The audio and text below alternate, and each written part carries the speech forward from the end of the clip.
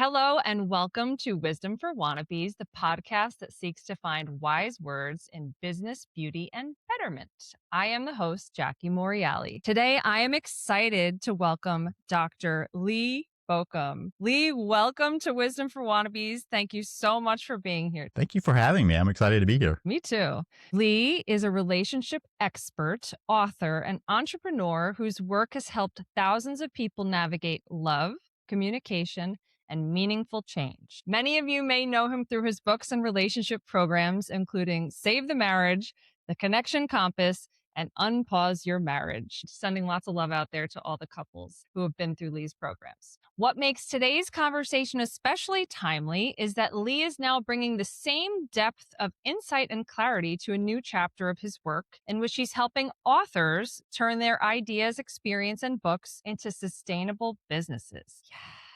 Through his Book to Business Blueprint program, Lee is showing creatives how to align purpose with practical strategy. Once again, welcome to Wisdom for Wannabes, Dr. Lee Baucom. Thank you. So for listeners who may be meeting you for the first time, can you please share your full name, where you're from, and where you are working nowadays? My name is Lee Baucom. I was born in North Carolina, then left North Carolina in my adulthood for grad school and pretty much my entire adult and married life until 4 years ago when we moved back. We lived in Louisville, Kentucky for those 34 years. Then we came back to North Carolina to our roots and to be close to family. There's something about coming home that's nice. I'm sure that your family and friends in North Carolina are very happy. We realized during the pandemic that relationships, that was what was stressed. So we wanted to be close. Both of my kids are adults and they were away. And we moved back to be close to my parents particularly. It turns out that we moved to an area that has a lot of roots for my family that I didn't even know until we got back. Sounds like it was meant to be.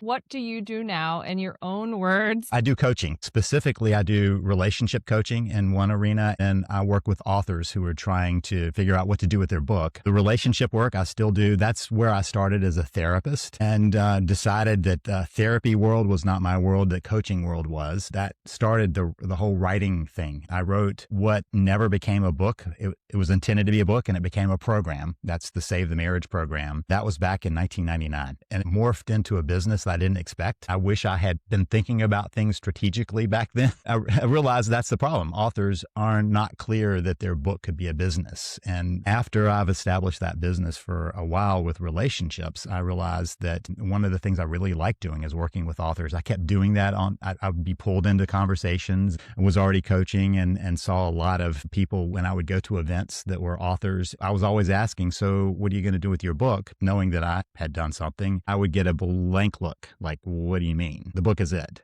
Most people who write a book think that that's going to be it and that the sales are going to do it. That's not the case. Rarely the case. It's a very small percentage that have that. It would be nice, right, if you just put it out there and that's the end. A lot of Facebook groups and Reddit groups with authors, and they're like, I wrote my book.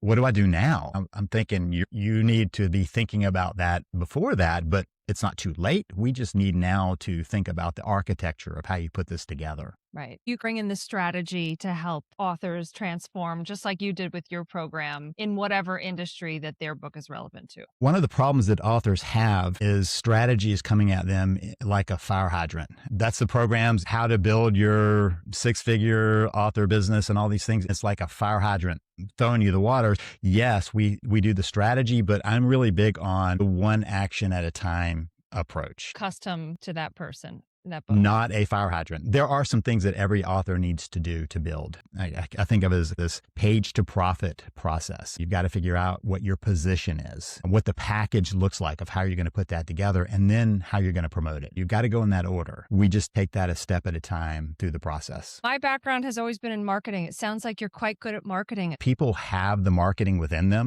It's locked in their message. They have a message they've already written. They know that message inside and out. What they often forget is the next two steps of that. You have to create.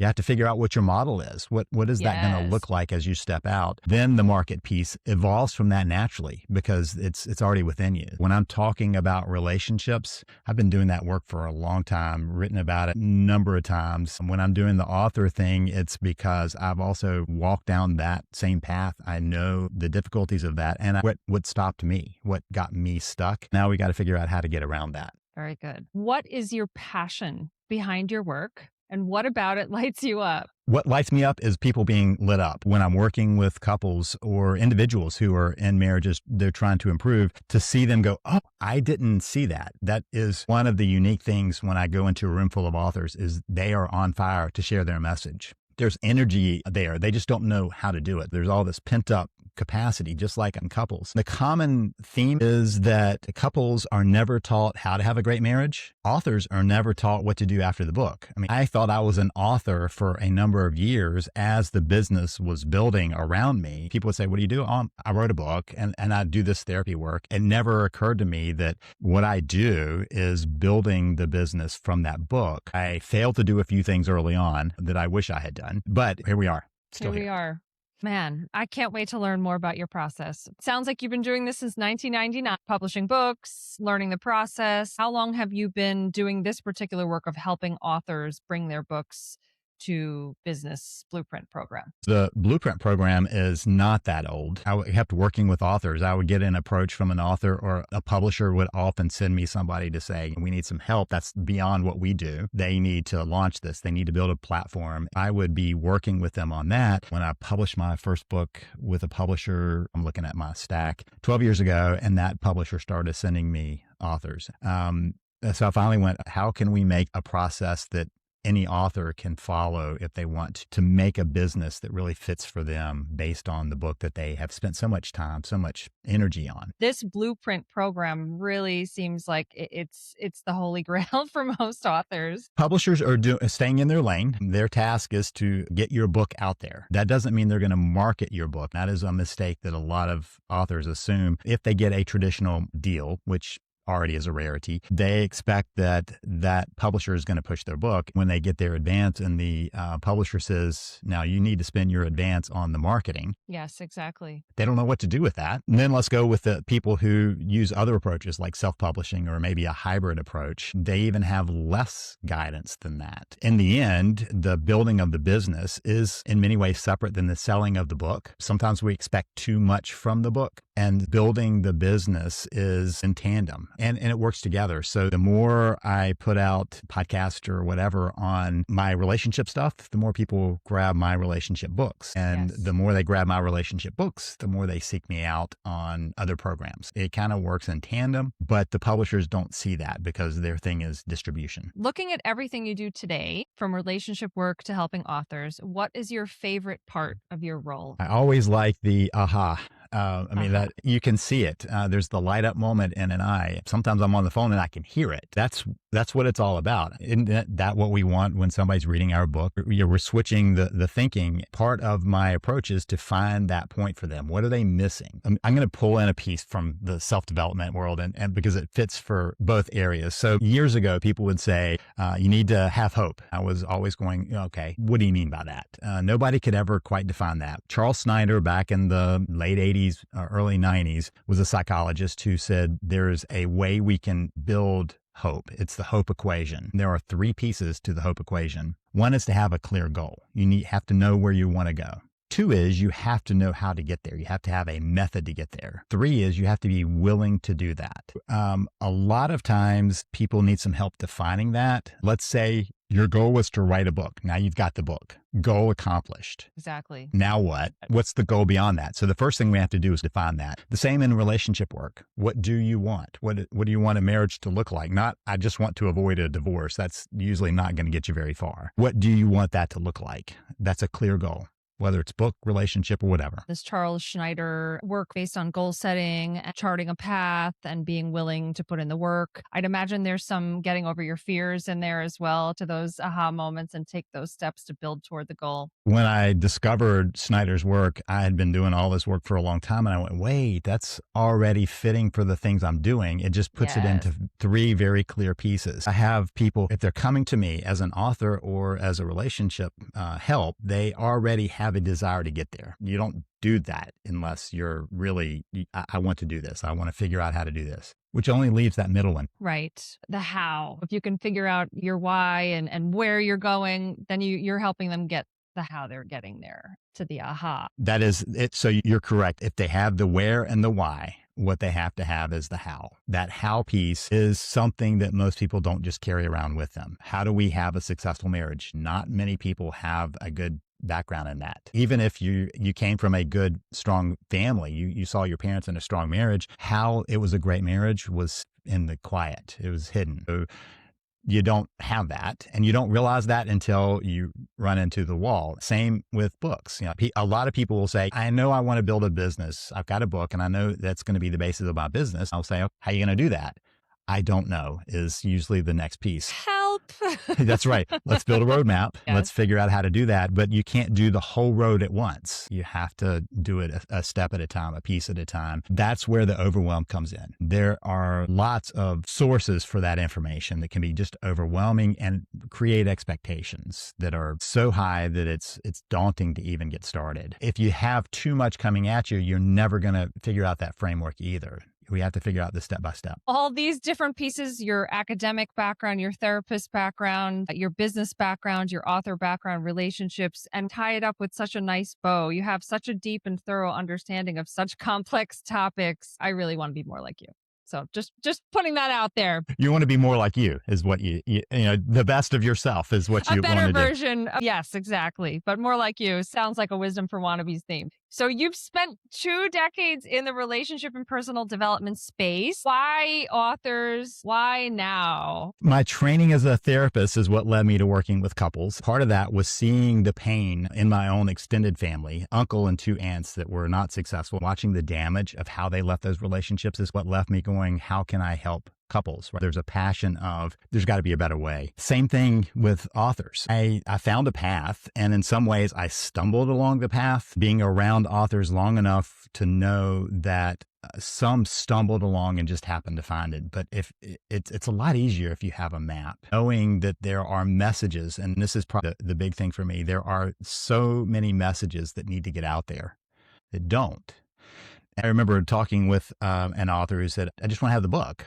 I'm like, what if the person who read that book was like, I need more of that? Would you be able to do something else? And the person was like, I guess I could. My response was, if you don't, what a loss for your message, what a loss for that person, and what a loss for you. Everybody loses in that. If you have more to offer, how do we get that into the world? Because gracious, the world needs more positivity and more ways of being better in the world. So let's figure that out. People who come to me aren't the books that I go, I don't think we really need that message in the world. What comes to me are people who have a message that does need to thrive in the world, and helping do that. Nurturing authors to me is a lot like nurturing relationships. We need that. We need better relationships in the world for sure, and we need better messaging in the world. I just felt so much there. I feel the passion behind it. I agree. There's so many important messages that need to get out there. I thank you for the work that you're doing to help people get their messages out there, because it is a mission. It is a mission to get that message out there. And I love that message of positivity. Those authors that are writing positive messages are what you're attracting, because that's what you put out there too. Are there any similarities between the challenges that couples face and the challenges that authors face when trying to grow something meaningful? It's the lack of the roadmap. That is the common theme. Where the therapy world has gotten stuck is looking at what's wrong with a couple instead of asking, how do we help them map a different path? That's what I've been trying to do. The same has been true for a lot of authors, that they wrote the books. What else is there to do? They don't know. That piece is hidden, just like the relationship piece is hidden. You don't see what's happening behind the scenes. That's true for authors. I mean, they see other people who have successful businesses based on their message, and they don't know how to get there. Whenever I've had longer conversations with people who are like, well, I just wrote the book, I don't know. I realize that part of what is behind there is something you noted earlier. There's some fear. They don't know what to do. When we don't know what to do, we often don't do anything. Part of the task of figuring that out is to not get stuck on I don't do anything because I don't know, and there's so much coming at me, I still don't do anything. To find that place where you can just take the next action in front of you, the next thing that has to be done. And that's where we keep it into that focus of one thing. What do you need to do this week to move this forward? So is it about baby steps to get there, baby steps that add up over time, identifying patterns, or is it about having the confidence to go into uncharted waters? Any of these kind of themes that resonate in your world? Let's go with manageable steps. Baby steps, I think, underestimates what can be behind small steps. So manageable steps. I was at an author event and we were sitting down. I said, how's it going? The person said, I get all of what that person just said. I don't even know how to start to get there. It wasn't a baby step that they needed to do. It was steps, manageable steps. What the person said on stage is you basically need to be everywhere all at once. You need to get all of your social media going. Now, he didn't say that sentence, but it was screen after screen after screen of what do you need to be doing. And I could watch as I'm around people going, I don't know what to do. There's too much. But if you have one thing, what is the one thing to do? They can check that off. It's a manageable step, meaning they can do it, but it also is significant enough that it moves the needle. And no business is built overnight. So when they throw up all of the slides on what to do, I think the intention is to overwhelm enough to get them into a big coaching program to take that apart. That still is just too much. I also talk with a lot of authors who are at that point of going, I've poured my heart, soul, and money into this project. I just can't go into this huge coaching program, but I want to build something. That was a big piece of my motivation of how can we build something small, the step, and get somebody there. Love it. So the Blueprint program, while custom to each author's unique message, book, lifestyle, background, is also something that has identified a set of goals that can benefit any author to be part of. Yeah. And for me, there is a formula that I created for Save the Marriage that is based on what I think is the underlying problem in a marriage. It happens marriage after marriage after marriage. That piece doesn't have to be tailored to that particular marriage. How they carry it out is for them to go, oh, we need to do this because of how we view things.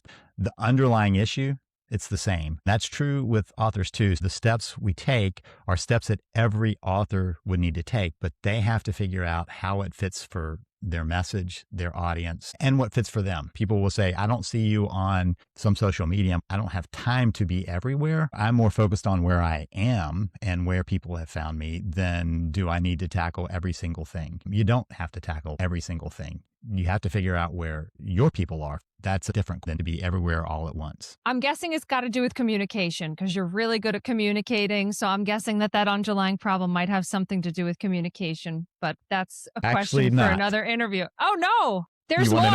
Yes, I want to know it. It's connection. And that's the problem. Communication is a method of delivering something. I'm delivering information. That's all that communication does. But what is it communicating? What is a couple communicating back and forth? The underlying problem, I said connection, but actually the problem is disconnection. They've lost the connection. Let me detour just for a moment. The core problem for marriage is that they hit the pause button at some point in their marriage. The pause button they do because it's time to tackle the rest of life. They're like, okay, we've got this relationship.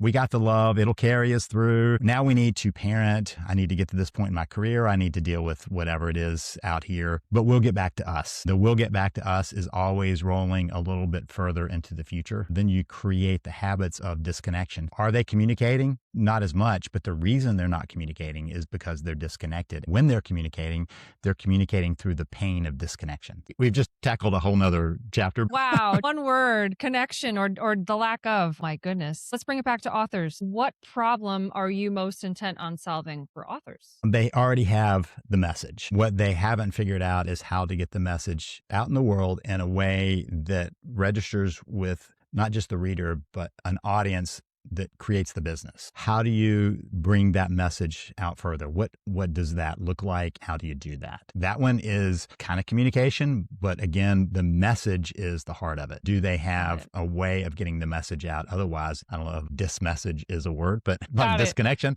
they've got a dismessage. They have a dismessage. How do you define a healthy book-based business nowadays? First, as I've watched authors, a lot of times they think that they have an idea, but as they carry it out, they realize it's counter to what their core message is. It has to be true to the core message that is true to them. It is hard to write a book that does not live within you. It's just too much effort. I've watched people start back when I was a PhD student. I kept having people come to me. They would say, my supervisor wants you to help me figure out what the core of my dissertation is. I'm like, why am I doing that? It turned out that was kind of my secret little gift to help people find what was underneath it. I would just chat with them. I would watch them. That doesn't seem like that really gets you going. They would say, well, maybe I could do this. Finally, we would talk about it and I would watch them go, oh, I could do this. That's when I would say, stop, write that down, because that's going to be it, right? It's the same with authors, that a lot of times they think they know what this is about, but a lot of times they're just trying to find the solution to the fact that they've got this book and they want to grow a business. That's assuming they've gotten to that point of going, I can grow a business. That's the first jump of going, I'm not just an author. There's a business attached to that, because being an author gives me authority. And one of the things I love to point out is authority. First piece of it is being an author. You have the authority. Now, how are you going to use that to build a business? It has to be true to their message. It also has to be true to their values. There are people who get into a business and realize this isn't who they wanted to be or how they wanted to be. That's a shame. We have to make sure it's connected with their value. It has to be matching how they want to live their life. That's a big one. If they say, I want to have time for my family, and they're doing something that requires them to exchange an hourly rate, that's the book. That's fine. There are a lot of people who want to do that. They want to be doing the coaching, doing the therapying or consulting. There are others who go, I don't want to do that. That leans more towards, are you creating a course? Are you creating a program? Are you teaching something that's replicable? That's the other piece, is does it fit for how they want their life to be? Is it matching their message, their value, and the way they want their life to go? It's so interesting to think about an author as a business. I've helped market businesses of all different sizes. And authenticity is something that you have to be no matter how big your business is. Customers, business to business customers or business to customer customers can see through it from a mile away. You have to be true to your values. You have to be authentic. An author can think I have some sort of credibility to produce a written work, but then to take that and identify yourself as a business and how that message then permeates to the market. There are so many components to the marketing of it. I think just the identity of an author. Okay, I'm an author, identity shift. Now I'm a business. That's a huge identity shift. You're helping people with the how to make their dream a reality. That's what it is. Your dream. It's already there. We're trying to unearth it. My background as a therapist was what was leaning me to writing about relationships. That was already there. And I was writing about relationships because I didn't like what I saw in the statistics of marriage therapy. I was like, what will actually work? What makes a difference? Let's find what actually works. That gave me a different piece, though. And I realized I've already got this therapy coach thing. That was my skill. I wrote a book about that. What do people do with that book? They want more help with that. So it already fit into what I did. Most authors are at that point. It's very rare for a successful book for somebody to go, I'm just going to pick a topic and start writing. They have to have some process to it. What they often miss is in the process of writing a book, you also change your own thinking process. You think about how you language things differently. You think about the framework that you build out from there. You have to be much more intentional. And that process of identifying that framework is giving you the next step. You know, what is that framework you're going to share? For many people, they don't think they've created a framework until somebody points it out. It's embedded in there. I know you wrote a book. Did it change how you thought about things as you were progressing through that? The process of writing, did it? Hold on. I'm the one asking questions here, Lee. I know that you're a podcaster yourself, a therapist, podcaster, entrepreneur. Yeah, who's always asking questions, but yeah. Yes, absolutely. For me, it's only gotten easier with a second, third, fourth book. But the first one was like a glass ceiling that I had to break through after 40 something years of thinking about it. And the amount of urgency just to break through and finally have that identity shift was an amazing difference from one day to the next. But in terms of building the business, I have learned you have to put yourself out there. From being in marketing that's typically been behind the scenes for 20 plus years. People want to know you as an author, as a brand, as a human. They want to see your face. If they're reading your words, if they're getting your message, they want to know that the person it's coming from is someone they would identify with. That's something I've learned. That's hard to get past. Doing what you and I are doing of putting our face out there, having open conversations. But I think that having the mission behind it, and I'm doing this for positive messaging, this message is going to live in me. I think fear is a good thing for us to bring in here because that is what gets in the way. What I noticed is that people who understand their fear are not stuck in it. I think that our culture has made fear an avoidance thing. call it an avoidance indicator as opposed to an importance indicator. Whenever somebody is stuck behind their fear, whenever they can't get beyond that, they've missed the fact that that fear is only pointing to how important it is. For instance, you just talked about having to be out there and being more visible. That fear is telling you that's really important, not that's something I don't want to do. I'm never going to do that, but that's important. How do I step into that? Interesting. That's such a good take on it. My own family, we had to get over some stage fright last year. The coach that we went to just put her on stage every week, all last year, 4 recitals, solos, and now she's quite the little performer. I feel we all could learn from that. It is scary to do something new, whether it's singing on stage, going to book signings, or speaking to your work, or going on a podcast, or it gets easier every time you do it. We don't want to be awkward. We don't want to feel insecure. And yet the only way we do anything new is to feel insecure and be a little bit awkward. Agree. And it has to stink in the beginning a little bit. Then you get better. That's part of the authenticity of it. It's the truth. Yeah. It's the truth. Let's talk about some practical guidance for authors. How early should authors be thinking about business? Before the book is written, during the writing process, or after publication? The earlier, the better. The Asian saying that the best time to plant a tree was 30 years ago. The second best time is now. Same kind of thing. When I wrote my first book, I had no idea what I was doing. In fact, it didn't even become the book. Along the way, somebody said, while you're waiting to get that published, why don't you make it an ebook? This was in 1998. And I went, well, what's an ebook? But that's what I did. And that turned into a program. It twisted path, but I wish I had thought about it up front. That would have been great. I would have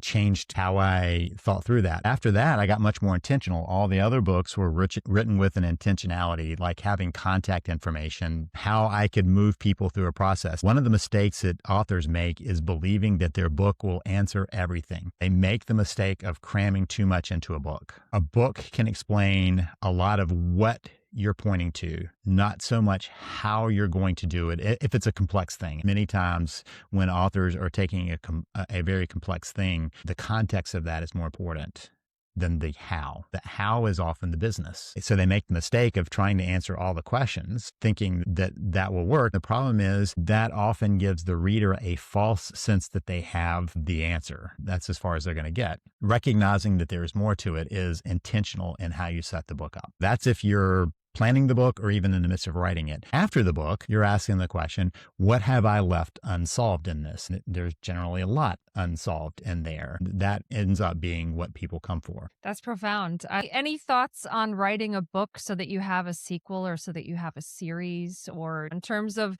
what you've left unsaid becoming a coaching business or a speaking business? Is there a routine or a blueprint, a typical way of things falling? I used the listening model to do mine. The listening model meant that I was reviewing the reviews. If somebody said, we should have had this, let's write that down. That's money. In my coaching practice, it helped because I would have the same question. You said this in there, but I didn't see anything about this. I'm keeping notes. If it's just because it's completely unique to that one situation, that's one thing. But if I would hear it multiple times, that's the next book, or that's the next course, or that's the next whatever. They're giving you free feedback, free coaching. Even if they said, I wish you had done this, you can take it personally and try to defend that. Or you can say, well, maybe I need to make that more clear. When I was in the Thrive books, I wrote Thrive Principles. When people started saying, why is this not working? Oh, well, let's talk about the immutable laws of living because you're violating some of these rules, I think. And I kept getting feedback. One of the things I talked about was forgiving. People were like, I can't get there. So I wrote a book on how you forgive. And it was step by step. It gets narrower and narrower. That's often the case. When I was writing with marriage stuff, I started with what I wrote for the sake of the marriage. I wanted to clarify it. People had questions. I wrote How to Save Your Marriage in 3 Simple Steps to outline the 3 steps that were actually embedded in what I had originally written. I just hadn't been clear about that. So let me bring those out. I had people coming and saying, I've got this affair. I don't know what to do. Let's talk about affairs. It all fits within my frame. That's an important thing for authors to recognize. They've created a framework. If you break your own frame, you're going to confuse the reader because you've been talking this way. Then suddenly you're over here talking about something completely different and it doesn't fit. I wrote the book on affairs from my whole thing that disconnection is the root of the problems. And then I kept having people say, I got a helpless or hopeless spouse. And there are the 3 H's that I used in that book, in another book on the 3 barriers. How do you deal with that? So every step that I've taken has been because somebody was stuck, but it still was pointing back to, here's how I can help you further. Now, what is bad is for an author to start one little piece and then go, you need to hire me to get the rest. That's not what I'm talking about. There needs to be a natural progression. If somebody reads that and they go, I've got it, that's all I need. Great. You've gotten what you need. But for those who need the next step, what do I provide for that? That's how you build a business out. What is the next step for people? There are going to be people who read a book and go, yep, good, loved it, done. There are going to be people who also go, yep, read it, didn't like it. That's the filtering function. You're also filtering out the people who would not be good matches. And when somebody comes to me out of the blue and says, I want to hire you as a coach, my first question is, have you read my material? It'll save you a lot of money if you disagree with me. It'll also save me the difficulty of getting there and going, we're not on the same page with this. Let's get on the same page. Let's do a shortcut. I'll take off the first 3 sessions that we would take me to get you up to speed by reading this. Now we have a common language. Now we have a common understanding. All of those pieces are built in because they started with a book. And if I still fit at that point, we're going to be a good match. I've already filtered through those that don't agree, those that don't like that, or those that don't want to take action in the way I would recommend. Is it really that they don't like your methods or that they're just not ready? That's not different. There are a lot of reasons you might not like something. Sometimes people don't like my writing style, which is fine. I don't like some writing styles. Right. I've realized as an author and being online, you've got to toughen up the skin if you're going to stay in the game, because you'll get the criticism. People are happy to tell you what they don't like about you. It's very easy to criticize. It's not easy to build a business though, right? And my simple thing is, if that's where you're coming from, we're not a match. We filtered again, but why do people not like it? They may disagree at a fundamental level with what I say. That's sometimes the case. A lot of times it's that they aren't ready. They're not ready to see the system that they have in place. I'm big on a systems approach everywhere. Often, even with the clients, say, we got to build some systems. And they're like, I don't have any systems. My response is, that is a system. It's just not a good one. It's not a helpful one. You're getting the results. Every system delivers the results it's designed for. Let's redesign that and get it to something you choose the results for. So many times that don't like is, I've had people say, I didn't like it. And then I hear from them later on going, I now see what you were saying. And they come around. So yeah, it can be that. It's just that at that moment in time, the don't like is not going to be your customer. And that's fine. There's a world of people who will resonate with your message and a world of people who won't. And that's okay. I think in business too, the 80-20 rule is always good, that 20% of the people are going to give you 80% of your business. So it really feels like you understand how to be not only the therapist, not only the relationship doctor, you're like a life architect for people. You create these systems and now you're doing the same thing for the publishing business for authors. Yeah. There's some sort of a word for author entrepreneurs. Authorpreneur. Thank you. It's needed. And thank you. Let's talk about alignment. Can you give an example of how an author might best achieve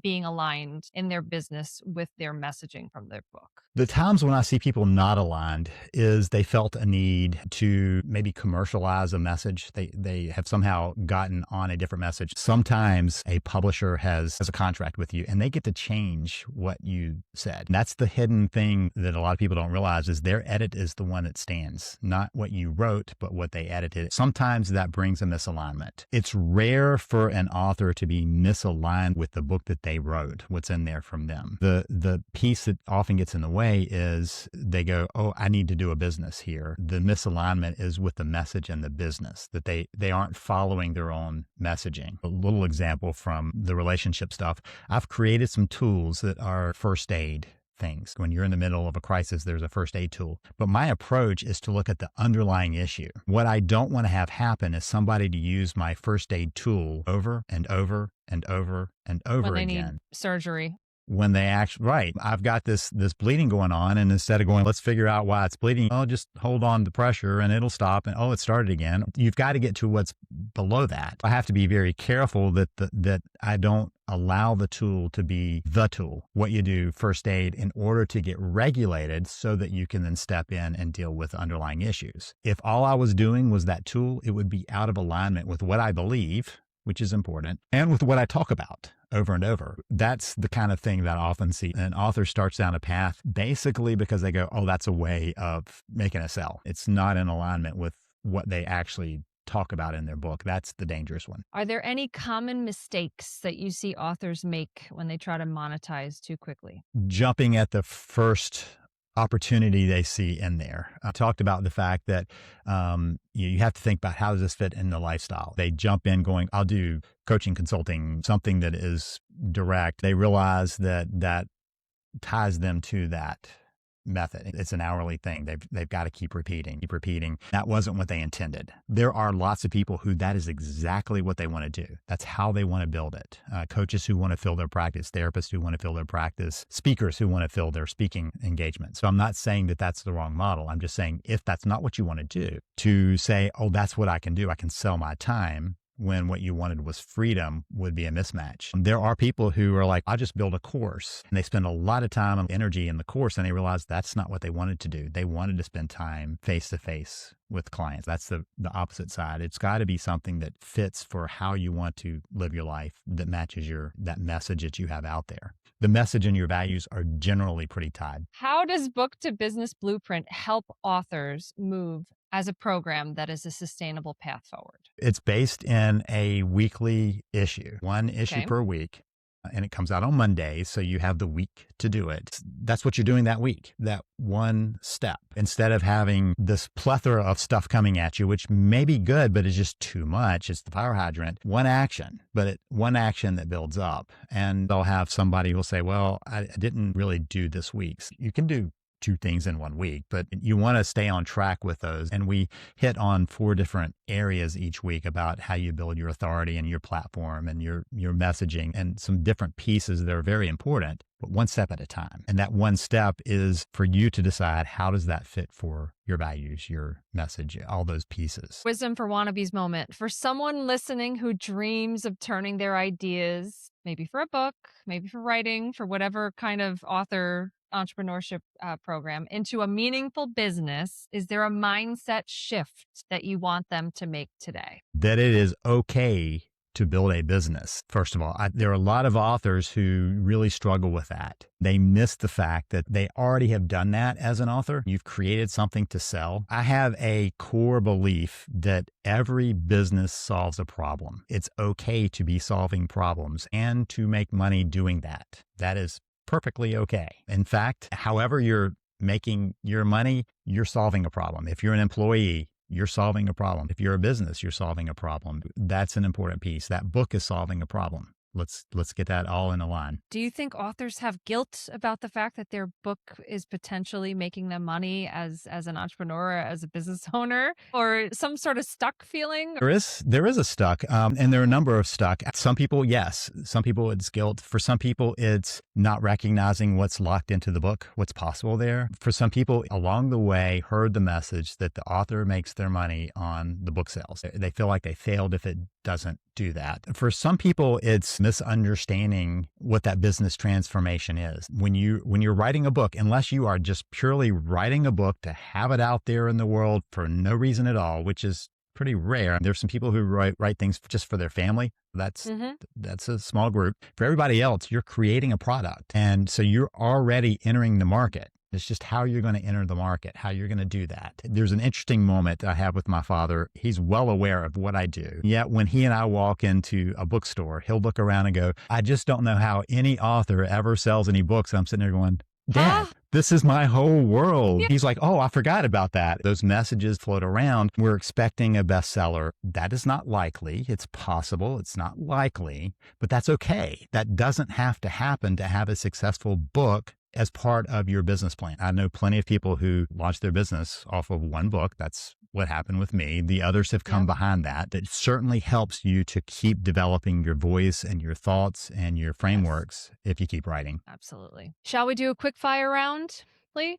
Let's find out about your favorite things. Okay. So let's start with your favorite food. If it's winter, ramen. If it's summer, tacos. Favorite place to paddleboard? My favorite place to be is in the marshes off the coast of North Carolina. Inland waterway goes into the marshes where we go. Every morning we're there. I paddle out to the marshes just to be there. It sounds picturesque. Yeah.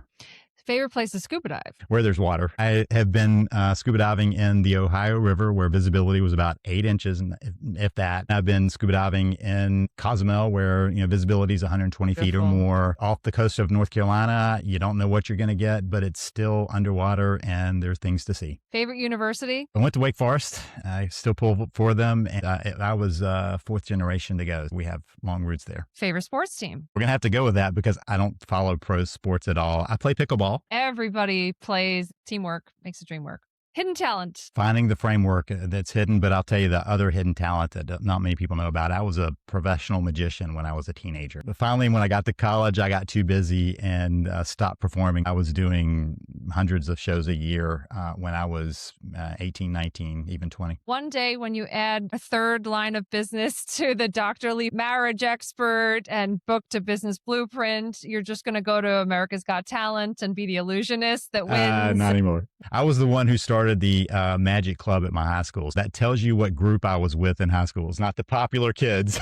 The Magic Club is awesome, by the way. I love all things magic, D&D. It's fun. Gets people together.